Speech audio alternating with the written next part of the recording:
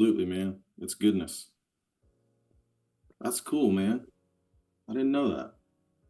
Well, hey, let's get rolling. So what we'll do, the aim of the Friday sessions is just like a leadership roundtable. And so we're kicking it off this week. Every Friday, I'll host them, um, and bring you guys on when you're available, or other key leaders, just talk through lessons learned.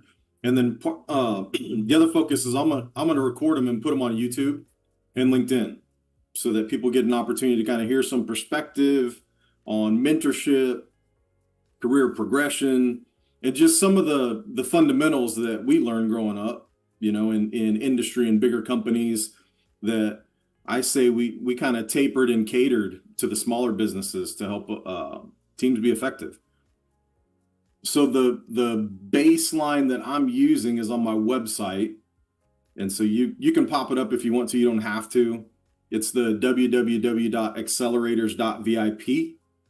And on my homepage, I have the career progression roadmap. And so to me, it's like the 7 steps. It's like the 7 pillars of how you become the best version of yourself in leadership. And so we're just going to do a round robin and go through each section and kind of share ideas and concepts and what it means to us. And so first and foremost, daily leadership development is pillar number 1. Technical skills, pillar number 2. Collaboration, pillar number 3. Mentorship, pillar number 4. Emotional intelligence, pillar number 5. Unwavering commitment is pillar number 6. And then pillar number 7 is the secret. It's the 5-3-1-30. And so that's something that I stumbled upon, I would say, within the past 10 years. Is kind of my recipe for success. In 20 years of grinding as a leader, finally putting this body of work into something that's meaningful. And then I tested it and proved it with other leaders, right? So it's something that, Bo, we did at Command. And so I had been doing it before there, but really didn't take a structured approach to teaching other leaders until Command. And at Command, I drilled the leaders through it every day. Like, it was part of the Gemba walk. Post Gemba, after we walked the shop, Bo and his peers went through this 5-3-1-30 process of structured mentorship. And the people who put in the work and the effort got to their goals 100%, like achieved the goals in less than 5-3-1-30 is 5 years, 3 years, 1 year, and then 30-day cycles of learning. And so the people that stand out to me, obviously Bo, because we've worked together through thick and thin, a lot of different companies. But I know for a fact, like, he's achieved his goal. Noah's one that did it too, and now he's a GM. I know that was in his 5-3-1-30. And then Everett was the other guy that followed through with it. And he's a GM as well. And so I've seen the success. I know, Jason, you've used similar models. I know Ricky's used similar models to get where you guys are at. And to me, it's understanding the pillars of leadership, daily cycles of learning from a mentor, and then a structured approach to your goals, because mentors can't help people decide on what they want to be when they grow up. That's another thing, a trap that I fell into early in my career. I wanted to make everybody a senior leader, a VP, a CEO, or whatever I thought good looked like. And I heard a lot of leaders earlier in my career pushing them to things that were not their priorities, is what you learn over time in mentorship and how to get better at it. So those are the tenets. That's what we want to do. We'll just start with daily LDP. And so daily leadership development, I was first introduced to that at Cessna. And so Cessna Aircraft Company, outstanding OEM, we built business jets, and they had a very structured leadership development program. I mean, you had to be world-class to get in it. And it was 2 to 3 years, and they put up and coming leaders into that program. And then they did rotations at different companies within Textron. And so they would spend, let's just say 6 months learning supply chain at Bell, and then move to Cessna and spend a year in engineering. and then spend a year in operations. Something to that nature. I know they did rotations. I'm still really good friends with three of them, three of the LDPs that I got to work next to, and then a couple of them mentor as well. One of them works at Nike now, and so they're all of them are at executive levels, and then one spun off and he's at Nike, which is pretty awesome to me because I'm a sports dude. You got the Jordan. you got the Jordan jersey hanging up on my wall, and so super cool. So that's when I was first introduced to it and understood like the value and traction people get with just daily cycles of learning. Theirs was very structured, but it prompted me to do some personal investment because they were so well-rounded. Like I was crushing it in operations. I was a subject matter expert, but I wasn't well-rounded like these guys. And it created a different competitive fire within me. Like, hey, I want to learn that. I want to learn what these guys know. How do I get some more of that? And then ever since, I've been on that path to provide daily leadership development to everybody around me. Anybody that's in my circle, like you're getting it. Sometimes you don't always like it. Bo and Jason, you guys know from working with me. Sometimes you don't always like it, but hey, man, back to sports and the Jordan rules. Like, do you want to compete to win or not? Is really the end game of leadership. And it's not all about results, but it's about making people around you better is what you should be focused on in leaders. And that's a sign of good mentorship, right? We're talking about mentorship versus manipulators too. As you learn some of these techniques and fundamentals in leadership, the goal is never to use them to manipulate other people to get what you want. Like that's not good leadership. And that's something that we've all learned. We've all been around those types of leaders that pretty quickly, like this dude or this gal, like all they want, it's what's in it for them, right? Exercise everybody around them to gain and get what's beneficial to them in their career progression. Now, everybody has a boss. So it's really important to understand and align with what your boss needs. Get to know them better and be successful. And that's not what I'm saying. Like, don't, every boss is that way. But it's important to know, who is, from a mentorship perspective, leaders that are constantly giving more than they take is a good sign that they're not manipulating. So the other one that's very simple in daily LDP that I love is in the mornings, something that we adopted is just in the all hands meeting. Every single day, we do a round of applause in manufacturing for who did a good job yesterday. And initially people kind of, in manufacturing companies, people laugh. It's like they think it's goofy or, they act childish and think it's going away. But if you do it every day, every freaking day, it becomes a habit and a routine and a call to action. And then peers start calling each other out in a good way. Like, hey, Jenny helped me yesterday train. Like I was struggling with this part and I was getting really frustrated. Jenny came over, helped me out, showed me how to do it, and it made my day. And it just teaches the culture what good looks like every single day. And the outliers, they run out of places to hide, right? People stop listening to the outliers. We all have them in every company. The dude or gal that's been there 100 years and everything's bad, nothing's good. They, them, management, all the ambiguous blame games. That stuff gets silenced, man, when you start building your culture that way. Nobody listens to them. They're like, we're done hearing you whine and moan. Why don't you shout somebody out tomorrow? Or that's what people look forward to, hearing that. Because, people that work in pretty much any job, you're in there 8, 10, 12 hours a day. Why not start the day off with what good looks like in culture? So those two stand out to me. I'll pass it off to Bo. Bo, daily leadership development. What are one or two things that stand out to you? Yeah, I remember when we first implemented the 5-3-1-30 cards, right? I think I was doing those at Unitech at the start, but when we went to command, and then it helped me realign like every day because I would write my card every morning before work. Mm-hmm. And it helped me start my day thinking like, all right, what am I getting out of bed for every day? Whoa, I got these goals, right? And then they're lined up. And then are the things that I'm going to do today going to help me get there, or are they going to hinder me getting there? And then you just start off the day like in a great place, right? Because you're aligned with your goals, you're focused on what you're trying to accomplish, and then you give your kids a hug and a kiss goodbye, and you know everything's kind of like it's synergy. It creates synergy in what you're trying to be. And so that was huge. And then I also remember, like, you know, of course there was like the building blocks when we first started it.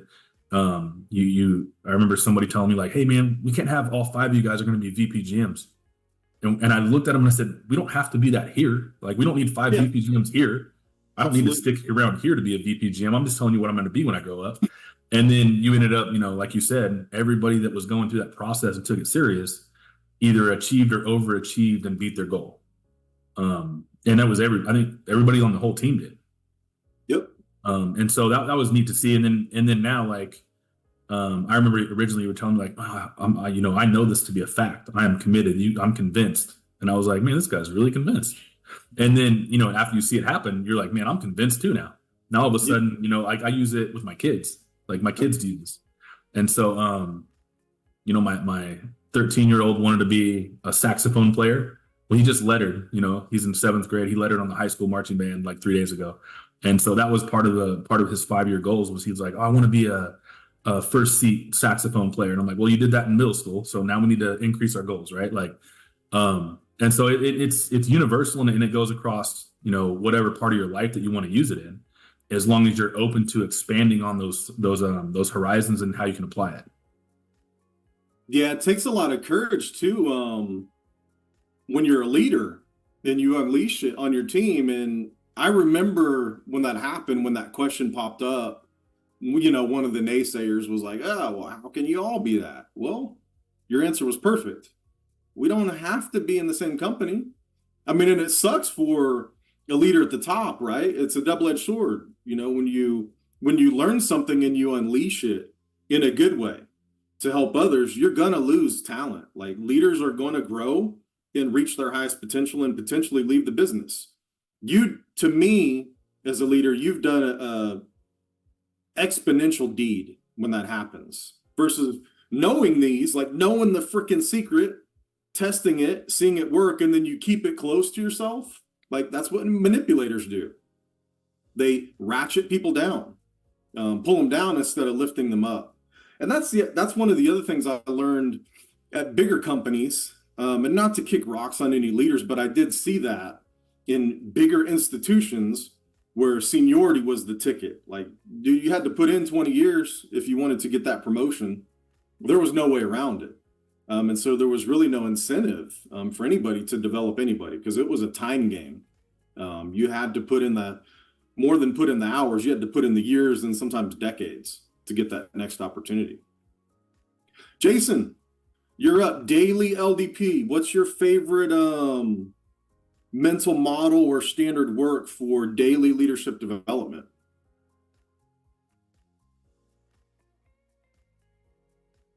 Daily leadership development. You know, that makes me think about like, you know, my routine that I do every day. It's, you know, I try to put the same messages, you know, start the day off the same. I come in early, make a plan, make sure that it aligns, you know, with the IDPs that I have for myself, the IDPs that I have for my direct reports, you know, what their development plans look like.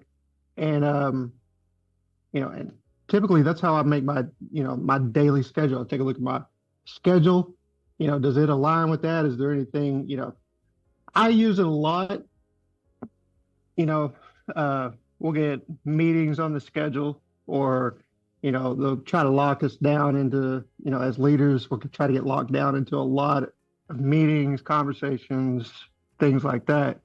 And for me, it's alignment. Am I aligning my team and myself to the true north? You know, that's probably my favorite thing. It's a tool that I can come back to help align myself and help my team, you know, remember what true north is and the direction that we're headed. Does that make sense? Oh, absolutely. And yours, like your hidden talent, like when I talk about the secret and hidden talent, yours has always been a bias for action, Jason. For I sure. mean, that's what stood out, you know, when I used to kick rocks on your line. back in seating, just the bias for action, fearless. Like for those of you that don't know, and welcome, Ricky. Ricky was with us too, at the largest seating manufacturer in the world. So I built the entire jet, the entire business jet. And so, I mean, the rigor in building the entire airplane is pretty hard.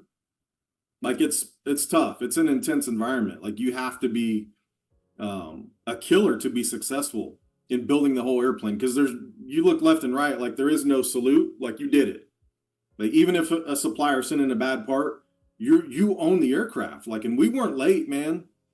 Like we're delivering to the top shelf, top of the top of the top in biz jets. You're not late, and even when your quality is perfect, they're gonna squawk the plane up and down.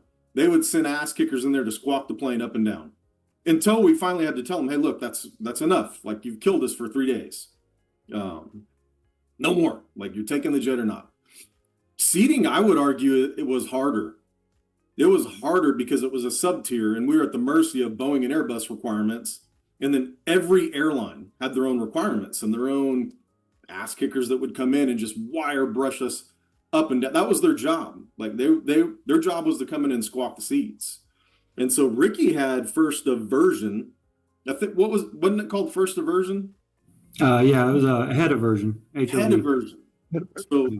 So he was in between production and design. Like he was right smack in the middle. I mean, you want to talk about pressure.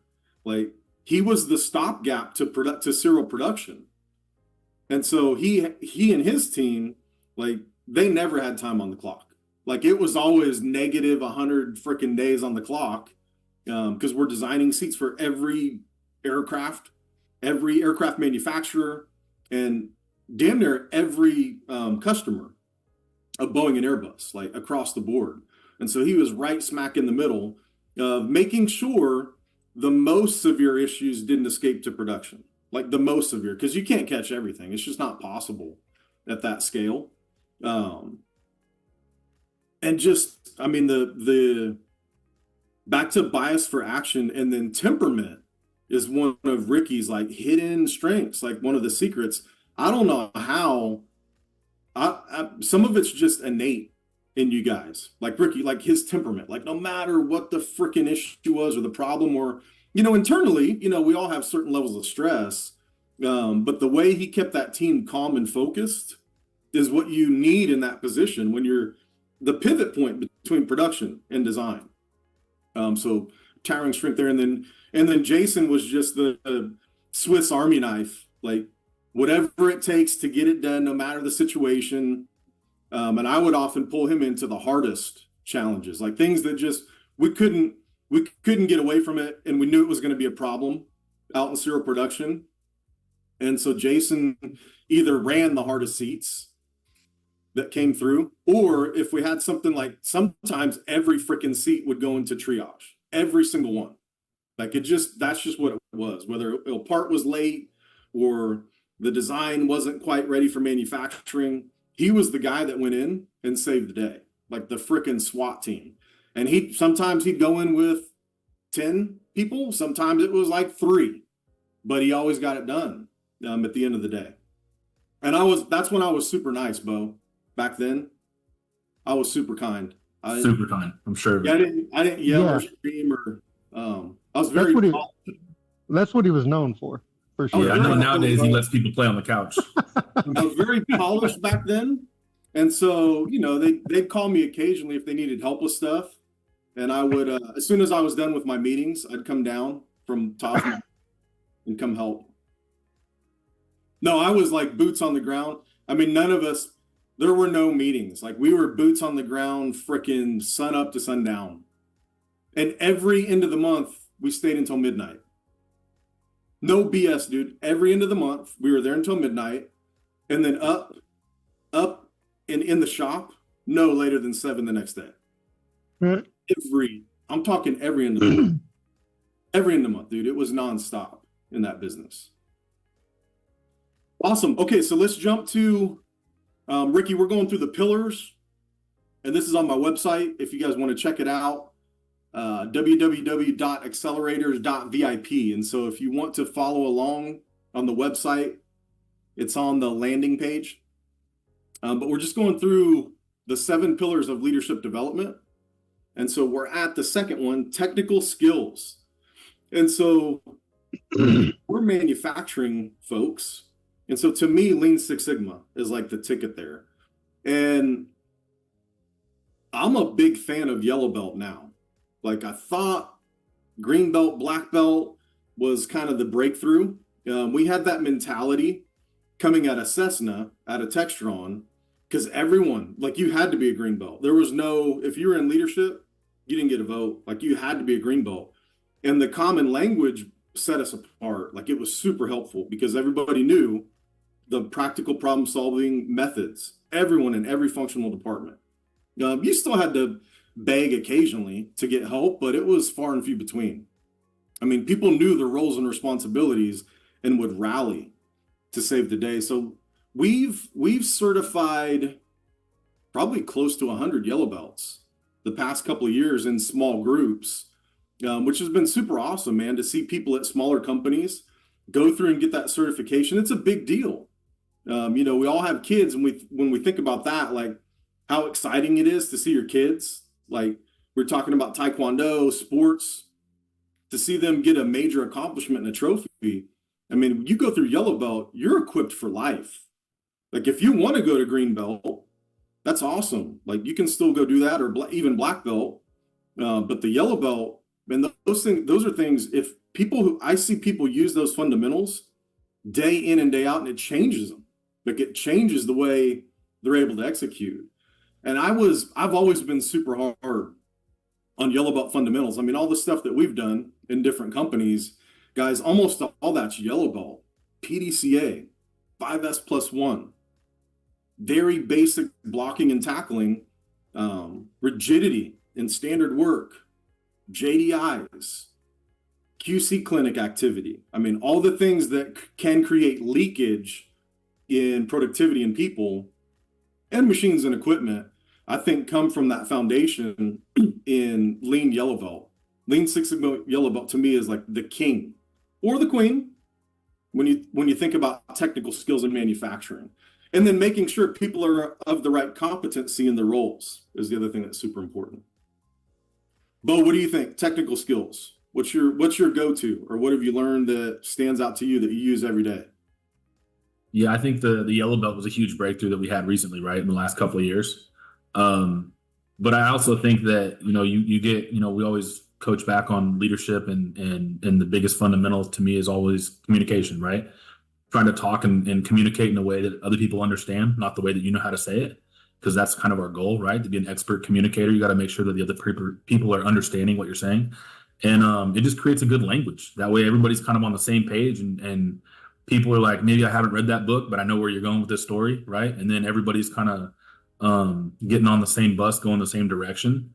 And when we saw a lot of people, that maybe felt super empowered after we invested in them, and then all of a sudden changes just started coming out of the woodworks, right? And it was, I think it was a good combo from the JDIs into the yellow belt, and then we used them both together, and it was like lightning in a bottle. We saw people just doing all kinds of stuff. And we're like, oh, that's a great idea. Yeah, that's good too. And, it wasn't like me and you were out there pushing them to do it. They had wanted a way to do it, and they found an avenue to do it. And, maybe they'd been there for 8 or 10 years, and they were frustrated with management not doing stuff. And now they were empowered to do it themselves, and they had a process, and they knew like the terminology, and it made sense. Yeah, the simple things that people can do in 24, 48 hours is where the momentum comes from. Awesome. Ricky, technical skills, prowess. What's your go-to move, man? Delegation. Absolutely. So that is, no. So technical. I think the biggest impact for me has been, the right tools in my toolbox, right? So you guys had pushed me to get my Lean Six Sigma certification, and I 100% agree. Yellow is probably sufficient, but it's nice to know that I've got tools out there that will help in any given situation. What I've noticed with different value streams, is, they have similar tools that they need to use, and as a leader, you need to know what those are and be able to promote. Yep. Right.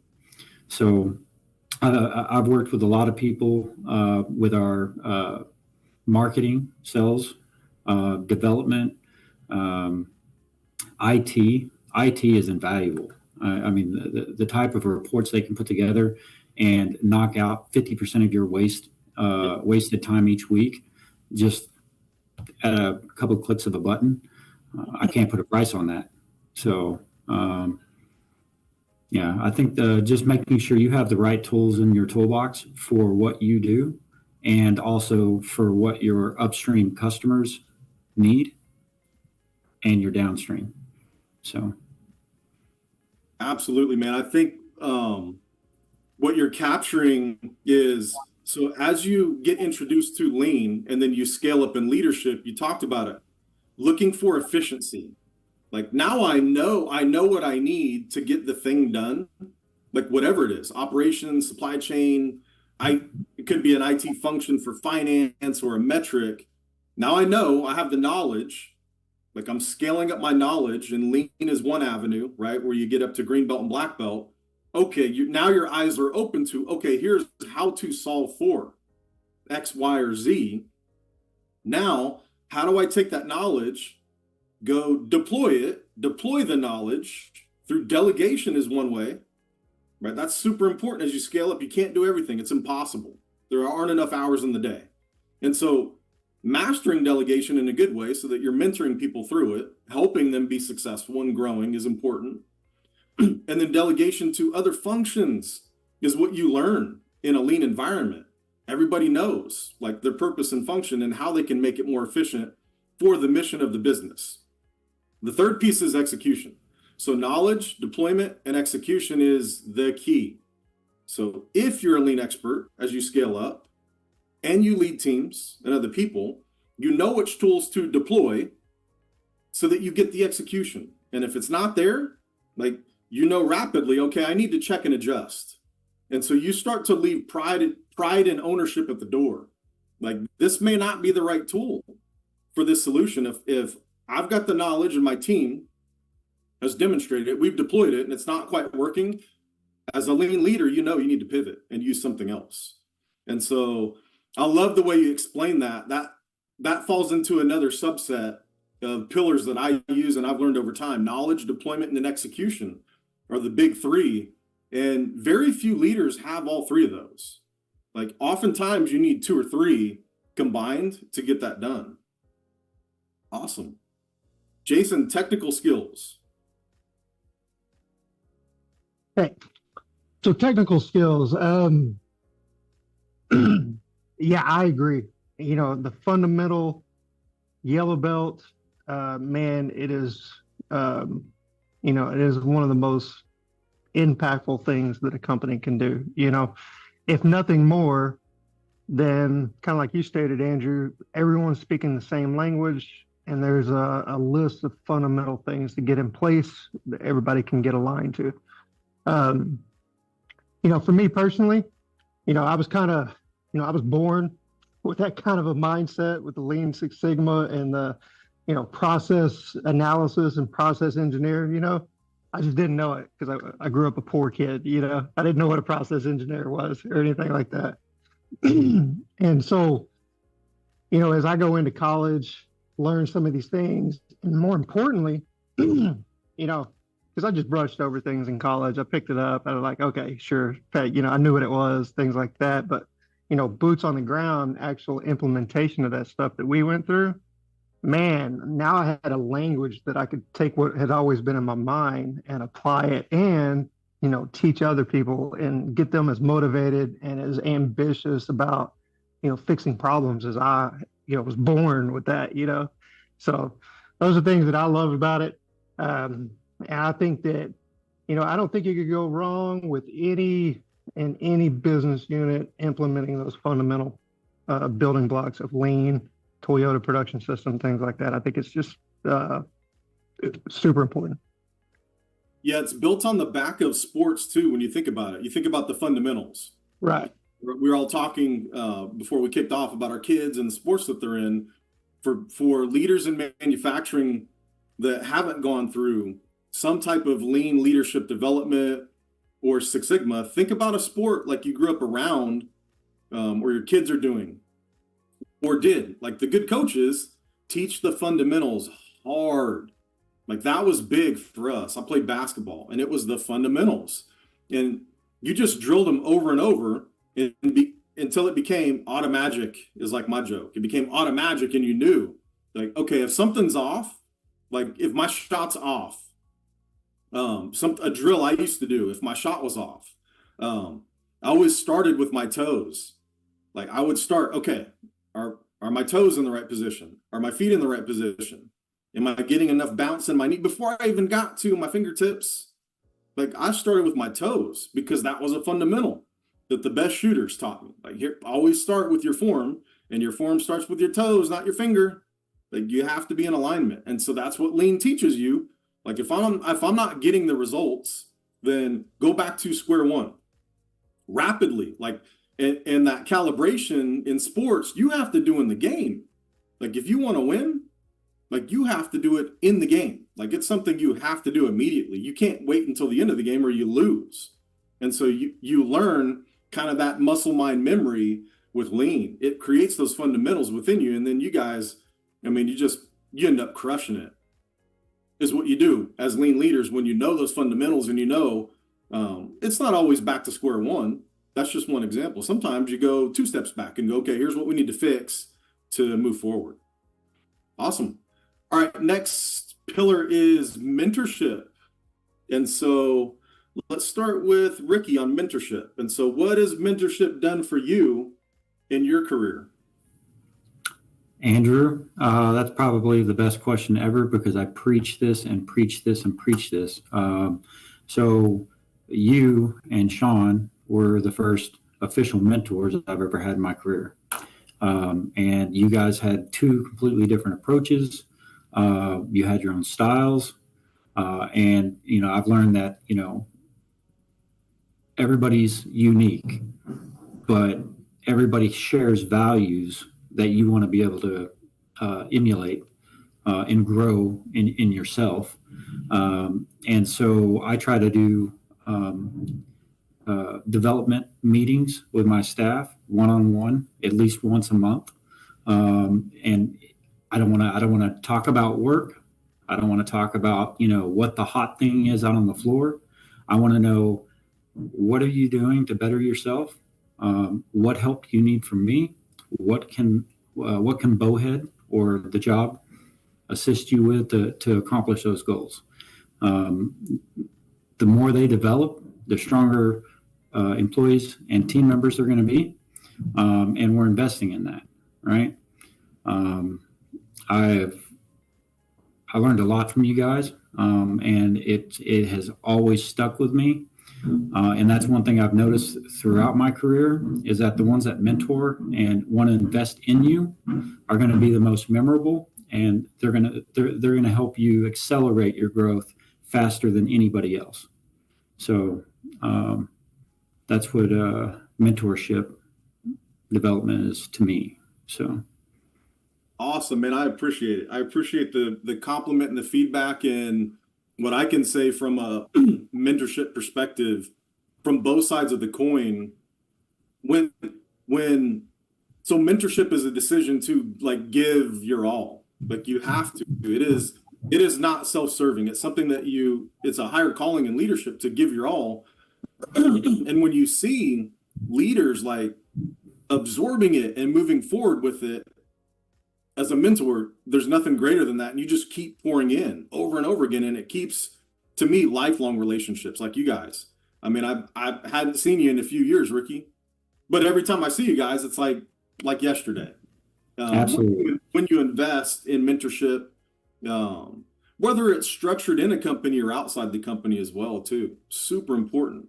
Learning and giving back. Awesome. Bo, tell us about mentorship. What's exciting to you about that element of leadership? Yeah, I mean, that's probably my favorite part of leadership. I feel like it's the most rewarding. And one thing that I learned which I didn't anticipate learning from Sean when we were working together, was, we were talking about ways that that we feel like our days are going good, or ways that we feel like maybe our days aren't going so good. And I realized that, the feedback, the feeling that I get from mentorship, from helping other people, that's that energy that I get, and that's basically its fulfillment, right? It adds energy to my day. Even a crap day, when you see somebody, like you see the lights go on somebody you've been investing in, you're like, oh, holy cow, he gets it, dude. He just had the moment, right? And it's like watching somebody figure out how to do math. I've always said that, like, leadership is the purest form of leadership is parenting, because you'll never have the most at stake as you do with your kids. And so it always gives me like a little bit of butterflies watching somebody like start to click. And it's super fulfilling, and it just adds energy to my day. It made me, from getting my whole butt kicked by you for like a whole 6, 7, 8 months in a row, I could go to a leadership development meeting where all of a sudden there was some investment, and I was feeling like somebody believed in me or something. And I'd call you up on the way home, hey, you want to come back and do it again tomorrow? And you're like, dude, it's Saturday, go home. Yeah. Just so you guys know, he used to say that. He used to say, hey, it's Saturday, go home. Those used to happen. One moon ago, several generations ago. Nah, super cool, man. When you see people, the light bulb click, you see the light bulb click. I mean, there's nothing better than that. Like, yeah, competing to win as leaders is important. We need to support. It's really important to ensure the business is stable and grows. Like, there's a huge responsibility in that as leaders. As your teams grow, now you are accountable for people's livelihood. Like, the stakes can't get any higher than that. And so we have to be hard in certain situations to preserve that. And some of that's, I say, innate, like that's within us. I don't think anybody in this session like grew up with a silver spoon in their mouth. And so that becomes something that's very important, like very important to us. Like, we don't want to see families go back through poverty or struggle. And so that is one of our driving forces as leaders, like to compete and win and make companies successful so people have a good livelihood and a good family. The other piece of it that becomes more fulfilling over time in your career is you get good at that over time. Like, you get good at the technical aspects of it, but the mentorship is when you can propel people forward for generations. Like, those breakthroughs become new learning that those leaders then deliver to their peers, their sisters, their brothers, people around them, their kids. Like, and it can change generations, is what's, to me, what's super cool about mentorship. Jason, what are your thoughts on mentorship? Yeah, so you guys hit on some great points and things that I would repeat myself. Mentorship is very much my favorite part of the job. Like, if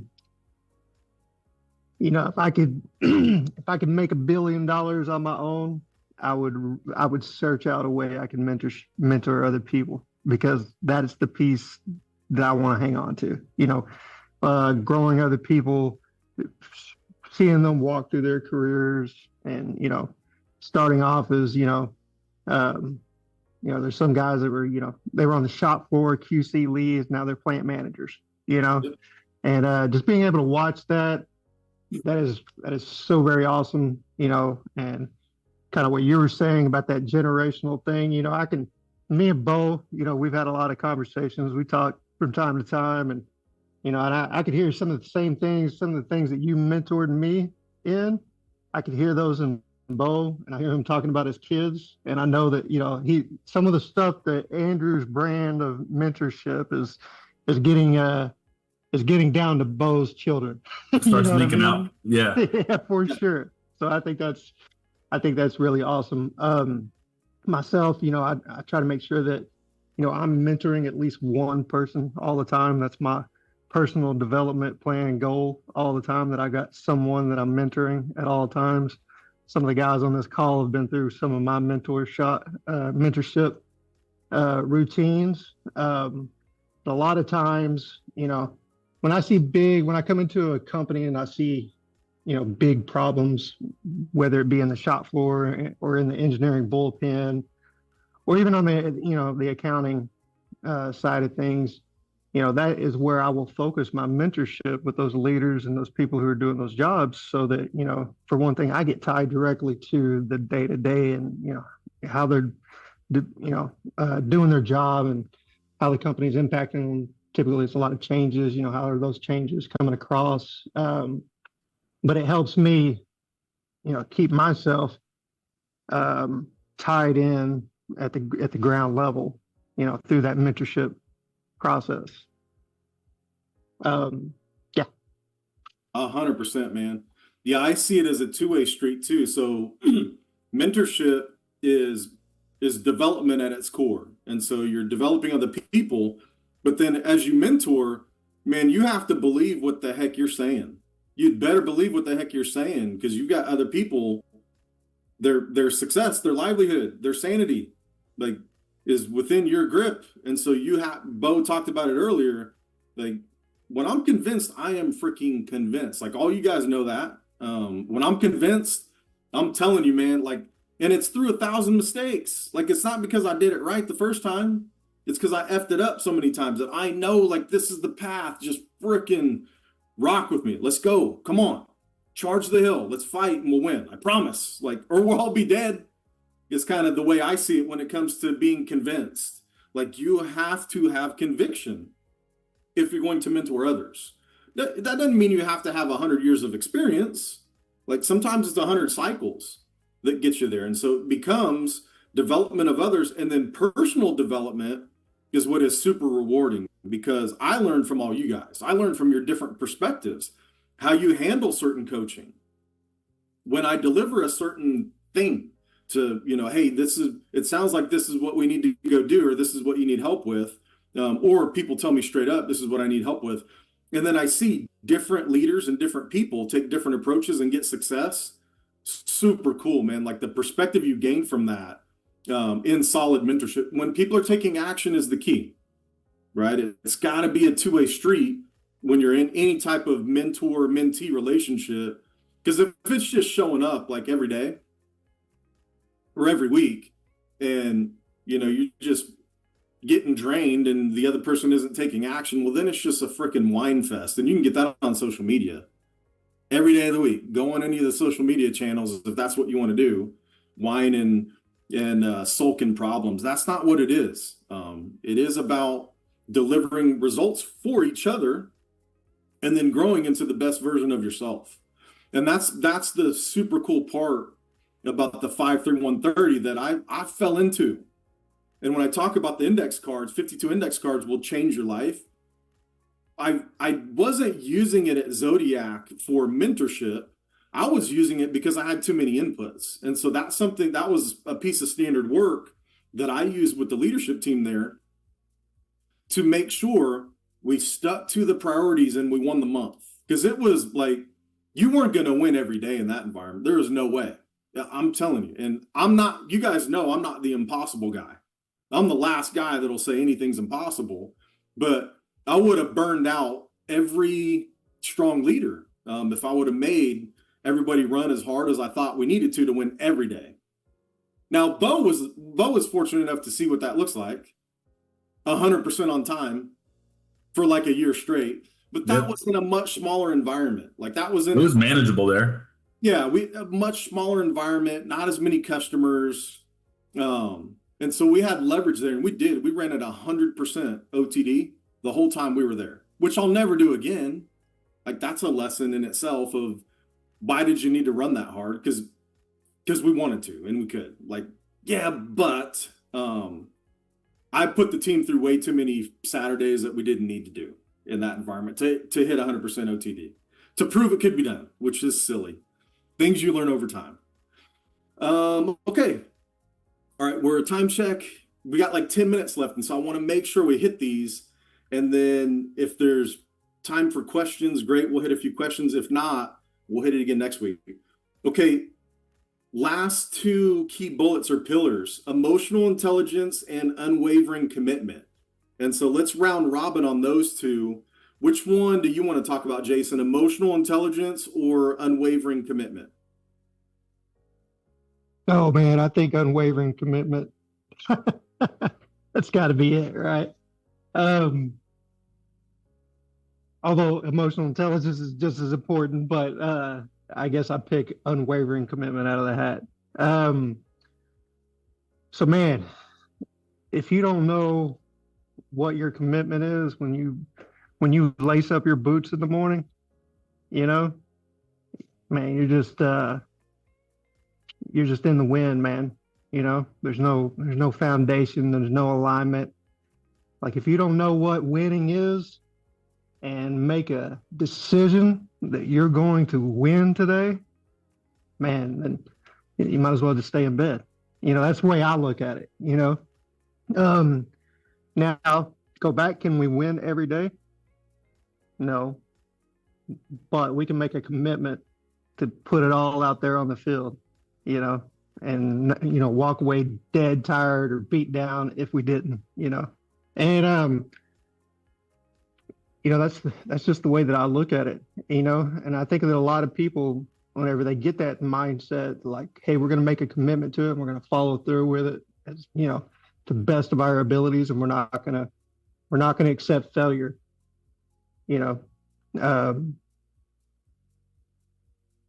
I think it's just the most important thing. It's in conviction too. And so we don't want to go into too great a detail or specifics about any company. But I know working with you guys, Jason, one of the things you had talked about previously is when it comes to unwavering commitment, it's, there's an end to the failures. Like, you're going to have to fall down every day, sometimes for a whole month straight, to hit that breakover point where now I've got the wind at my back. But it's that commitment to go, no, we're not going to freaking suck every day for no reason. Like, if we're going to suck, it's going to be because we're driving to this path and we're going to get there. It may take a week, it may take 30 days, but unwavering commitment prompts you to just keep waking up and going, all right, today is probably going to be another ass kicking, but I'm making progress. Right. I'm 1% better than I was yesterday. And then you just keep stacking that 1%.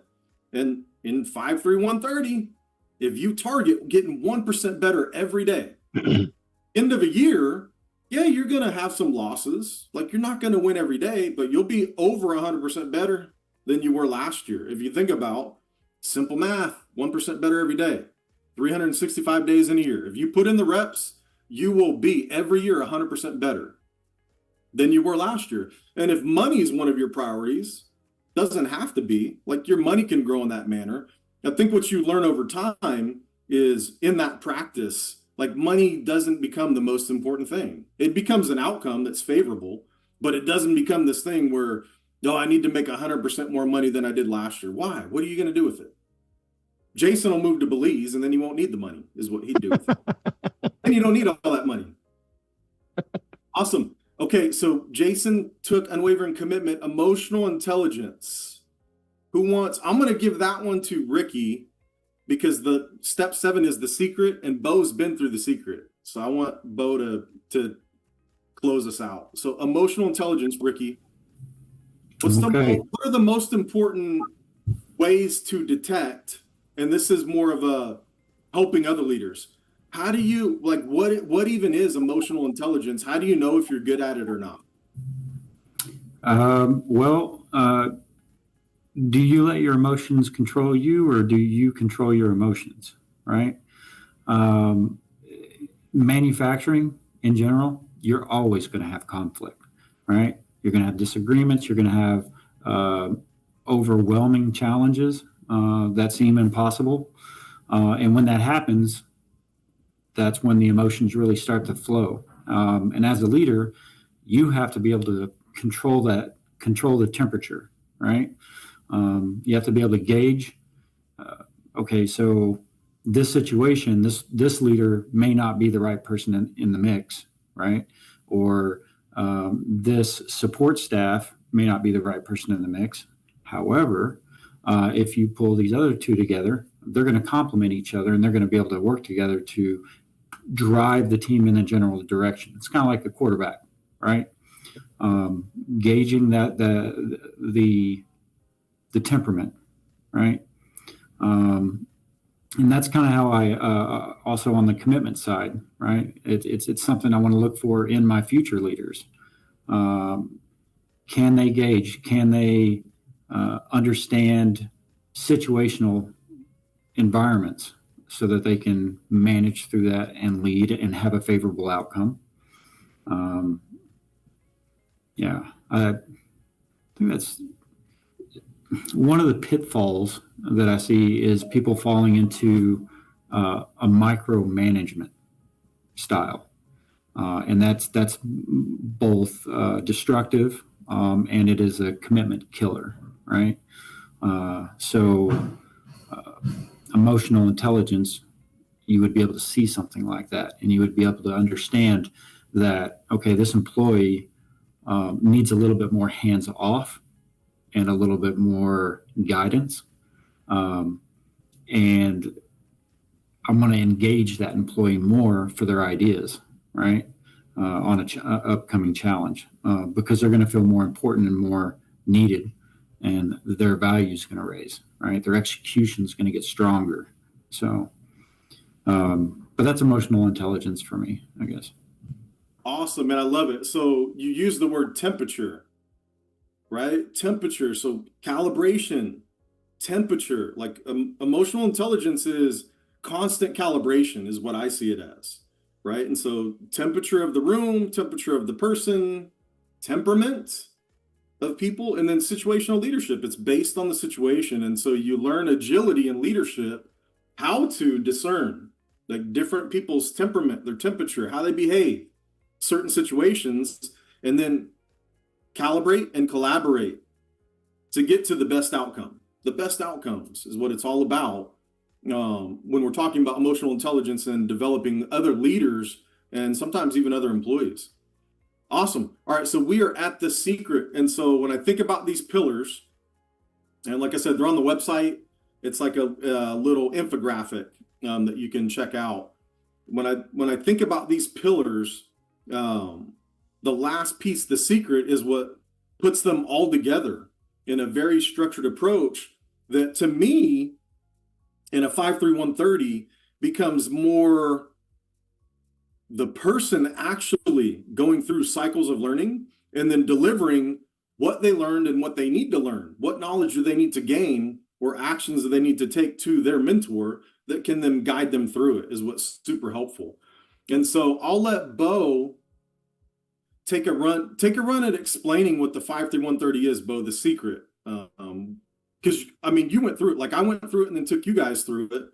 And like we talked about before, saw nothing but success from everyone who put in the action is the key. Like put in the action, put in the reps to get where you wanted to be and beyond. What's the 5-3-1-30 process to you? To me, I mean, it's, we took the fundamentals of back scheduling, right, that we learned in manufacturing, trying to recover, trying to get on time delivery and things like that. And we just applied it straight over to SMART goals, right? Making sure something was attainable, making sure you can measure it. And then one of the best things that you ever told me was the biggest failure that people usually have is they set too small of goals, right? And so that was something that helped me just kind of level up as well, where I was like, all right, well, if everybody else thinks that they want to be a director in 5 years, I'm going to be a VP GM, right? And then overproduce and then beat the date. And so basically, you set your big, hairy, audacious goal, that 5-year goal of something that you think is maybe on the bridge of unobtainium. And then you back schedule it off like, all right, so if I need to do that in 5 years, what do I need to do in 3 years in order to help me get there? And then if I need to get X, Y, Z in 3 years, I need to make sure that I can get, A through L in 1 year. And then make sure you have a date, an actual date. The same way we use individuals' names and plans and rails, we use actual dates, not tomorrow's, not Mondays, like 5/3, May 3rd. We want to know the actual date you plan on getting this done. And then make sure that you have alignment, right? And so I remember writing down my simple, silly little note card, my 3x5, and every day was a different color. And I'd use the neon ones just so I'd keep track of it. And by the end of the month, I have it's this thick inside of my binder that I have all my notes in. And I'm like, oh, time to get rid of these ones. And then, periodically you're going through it and you're like, oh man, I crushed that week. That was good. And it's so fundamental and so simple. It doesn't need to be fancy. It doesn't need to be an eloquent solution. It just needs to be a solution that works. And then, slowly throughout the process, I started adding things to it, where I would wake up every day at 5 o'clock. I'd fill out my note card. I'd go for a run or a bike ride, and then I'd start my day. And then I started noticing, hey, if I'm gonna have this card in my hand every day, make sure that I have, I'm gonna use it to its fullest potential. So as a whole backside, let's use it for the two positives and a negative, or a challenge to overcome, right? And that way you're ending your day focusing on the good things and letting go of the thing that, hey man, I may have sucked at this, but it wasn't like a deal breaker, right? I'm still alive, I'm still standing. Every day above ground's a good one. We got another chance to go and fix it tomorrow. Awesome, man. Yeah, I love the use of the card as a prompt too. Like when you think about, we all talk about tools. Like Ricky, you talked about my leadership toolbox. Like that's something we've all learned growing up and needing to be, because we're in the engineering operations supply chain world, right? You need tools, you need standard work, you need operating systems and procedures to be successful, especially in aviation, because people die, like if you don't do it right. And so that became a really good sticking point for me. The card is a prompt, and all you need, like, it's so simple, it's crazy. I've never changed it either with the index cards. Go to the store, buy 52 freaking index cards, start today. Like, it's that simple. Mentorship's good. Like, mentorship will help you through it if you have somebody helping you be accountable and navigate through it. But the process can be done by anyone, by yourself. You get the 52 cards on the front. What's my mission? Like, as a human being, like, what is my mission? And so when you wake up every day, I suggest rewriting that card every single day. And if you don't have a mission yet, you'll stumble upon it. Like, after you do this for 30 or 60 days, you will define your mission. If you don't have one, just use mine. So mine has changed over time as well. And my mission is, I wake up on fire. I'm convinced that my mission is to constantly develop people and process so we all reach our highest potential every day. Like, my fire's lit, man. Like, I wake up, like, and pinch myself, like, dude, I get to be a leader. Like, that's my job. Like, I get to help other people get better. Are you freaking kidding me? How cool is that? Right? So that's, if you're in leadership, like, your mission should be similar to that, like, to help other people get better. And so you wake up, you write down your mission. That's the first thing you do. You don't check your email, don't check your social media, don't have your, like, do that first. Like, it becomes a prompt. You wake up, what's my mission? Write your 5-year plan, like 5 years from now. And it doesn't have to be business oriented is the other thing. Like, this goes for people at all levels. Some people, it's like making sure, one of the leaders that I was mentoring, their 5-year plan was to make sure their kid graduated college. Well, that helps you as a leader if you know that.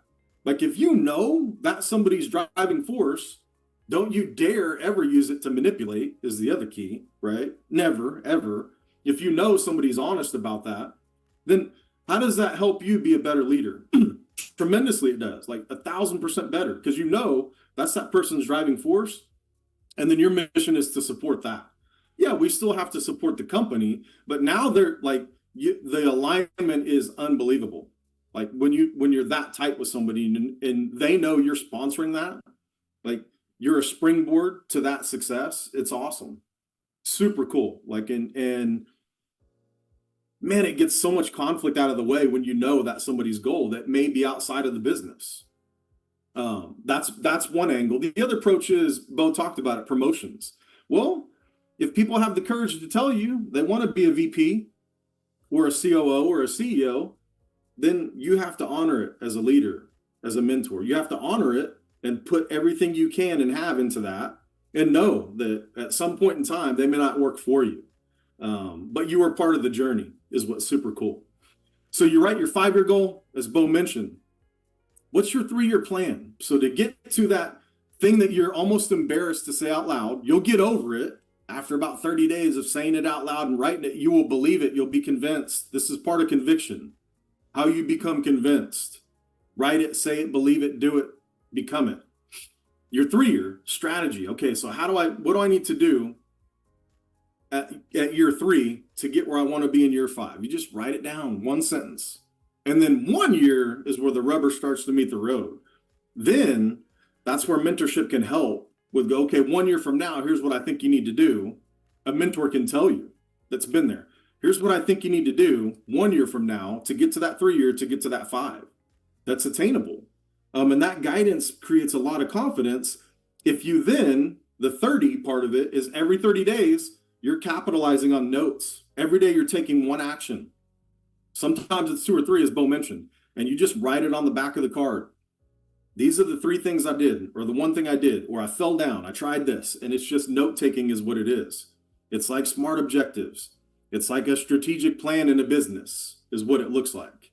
And if you have a mentor to guide you along that path and peers that are like-minded, the worst thing that happens is you get to your goal sooner.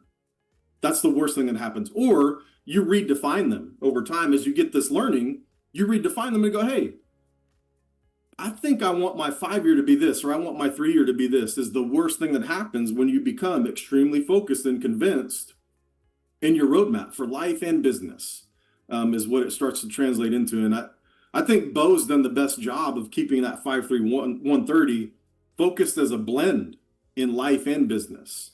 And it just, man, it shuts out all the, I shouldn't say all the noise, almost all the noise freaking goes away. Like you're not even focused on it because you're into that habit that takes maybe 5 or 10 minutes, maybe 15 every morning, so that you know this is my mission, vision, purpose. This is my personal investment in myself. This is how I'm getting better and helping others. Man, you don't have 2 bad days in a row. I'm telling you, and I say that, and I know people look at me crazy. Even now, like I say that, like, dude, I don't have 2 bad days in a row. It never effing happens. Why? I refuse, because that's one of my routines, one of my pillars. But it is also built on the back of gratitude as well, is what it is. So every day you're basically writing the story. You're writing the book of your life of what it is going to be, what it is now, and then proof. Every single day you're proving it to yourself because you're capturing the good and the bad, right? It's not a fake it until you make it thing. It's not a get rich quick scheme hack to make money and live on an island. It is fulfillment, becoming the best version of yourself every day that then resonates with like-minded folks. Awesome, man. So, hey, it's 1:07. We went slightly over. If you guys have any questions, so those of you that jumped in, if you have any questions, make sure you hit these guys up, Ricky, Bo, Jason. You can always hit me up too through my website, text, or email. We're going to do this every Friday, and we'll try to keep it to 30 minutes to an hour. And we'll just hit different topics that kind of cycle into this leadership development. So I'll send a link out, post it on LinkedIn as well. So just, man, keep sharing the wealth and knowledge. Awesome, man. Great notes. Keep sharing the wealth and knowledge. Keep coming back, sharing it with the masses. If you want to learn more about mentorship in the 5-3-1-30, like I said, go to my website, buy 52 index cards this weekend. Like, do it, practice it, take action in that. And if you need some guidance there too, always give me a shout. All right, guys, happy Friday. Have a great weekend with your families. Can't thank you guys enough for sharing this leadership development. Trust me, like it resonates and it goes a long way with others that need the information. And then also with me too, it's super helpful. It helps me understand kind of how to craft my skill in developing leaders. And so I appreciate you guys. Keep leading and living to your highest potential.